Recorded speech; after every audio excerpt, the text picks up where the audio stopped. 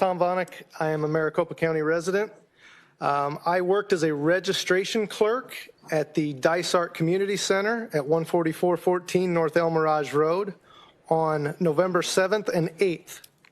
On November 7th, we had a few issues with the printers, but by the end of the day, we had everything functioning properly. On the 8th, we arrived for our shift at 5:30 a.m. When we started our equipment check, none of the site books would connect to the server. We couldn't even access the time clock to punch in. These are the machines that don't connect to the internet, but they wouldn't connect to the internet, so we couldn't start our day. Anyway, our troubleshooter was not on site and could not immediately be reached, so we called the county hotline. The hotline was unable to resolve our issues, so we asked for a T-Tech to be dispatched to our location. Meanwhile, voters began to show up, and we started explaining to them what was going on. By 6 a.m., we had a small crowd, 10 to 15 voters, and we had to tell them we had no way of checking them in.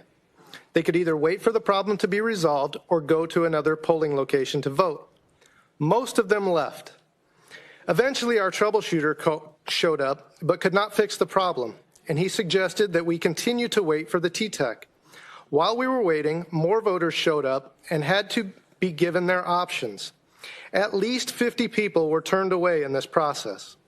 The T-Tech eventually showed up and got the site books to communicate with the main server, so we were able to clock in for our shift, but there was still a communication issue with the printers. When we finally ran test prints and it looked like the issue was fixed, we announced that the polls were open and I checked in the first voter. It was now about 7 a.m. The first voter was checked in, but the printer immediately failed to print her ballot. We again started scrambling to figure out the problem and managed to get it resolved fairly quickly. We were officially in business, but we were over an hour late. I'm so sorry. Your time is up. Thank